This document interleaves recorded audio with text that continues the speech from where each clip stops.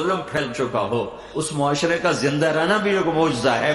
حضرت علی کا فرمان ہے، نظام کفر کے ساتھ چلتا ہے، ظلم کے ساتھ نہیں چلتا۔ جب معاشرے میں ظلم پھیل جاتا ہے تو اللہ تعالیٰ اس معاشرے سے نظریں ہٹا لیتا ہے اور وہ معاشرہ حقیر، ذلیل، فقیر ہو جاتا ہے۔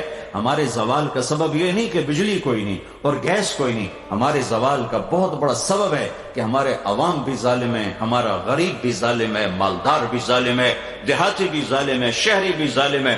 حکومت تو بعد میں آتی، پولیس فوج تو بعد میں آتی ہے، پہلے تو عوام میں ظلم کی جڑیں گہری ہو چکی ہیں اور اس حد تک جا چکی ہیں کہ ظلم کرتے ہوئے احساس ہی نہیں کہ میں کتنا بڑا گناہ کر رہا ہوں۔ شراب پیتے ہوئے احساس ہے کہ گناہ کر رہا ہوں، زنا کرتے ہوئے احساس ہے گناہ کر رہا ہوں، کسی کو دھوکہ دیتے ہوئے کوئی احساس نہیں کہ میں کتنا بڑا ظلم کر رہا ہوں، کتنا بڑا گناہ کر رہا ہوں۔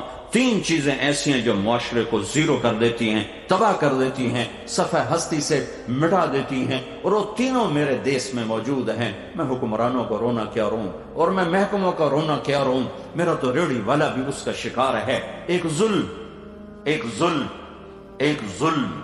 ظلم جس معاشرے میں ہوتا ہے وہ معاشرہ زندہ رہنے کا حق کھو دیتا ہے۔ ایک جھوٹ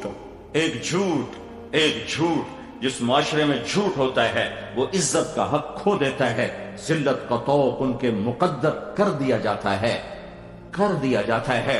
میرے نبی نے فرمایا تمہیں بڑے گناہ بتاؤں؟ کہ یہ کیا؟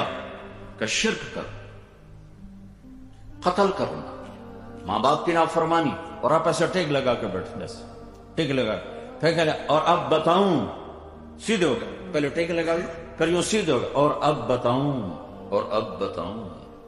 الا وقول الزور،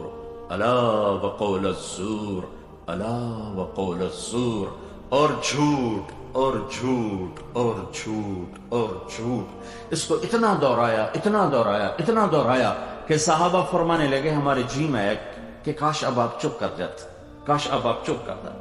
اور دوسری جگہ فرمایا جھوٹی گواہی، جاؤ پاکستان کی عدالتوں میں دیکھو ٹکے گواہ بک رہے ہیں کہ ساڑھے کو گواہی لے رہا، ساڑھے کو جی پوا دے۔ تو ایک ظالم معاشرہ سر اٹھا کے زندہ نہیں رہ سکتا، پس تو ہونا ہی مقدر ہے۔ ایک جھوٹ ایسی لعنت ہے، میرے نبی کا فرمان ہے الصدق ینجی والکذب یہلک، جھوٹ ہلاک کرتا ہے، سچ نجات دیتا ہے۔ ہمارے چھوٹے چھوٹے بچے جھوٹ بولتے، ماں جھوٹ بولتی، باپ جھوٹ بولتا ہے، بھائی جھوٹ بولتے ہیں۔ سیاستدانوں کا جھوٹ تو بہت بعد میں آتا ہے، ریڑھی والا جھوٹ بولتا، سیل مین جھوٹ بولتا۔ 1 کروڑ پاکستانی اکٹھے کروں تو ایک بھی سچا نہیں ملے گا مجھے۔ تیسری چیز دھوکہ، خیانت، بددیانتی۔ ایک ہی گناہ کے کئی نام ہیں، دھوکہ، فراڈ، بددیانتی، خیانت۔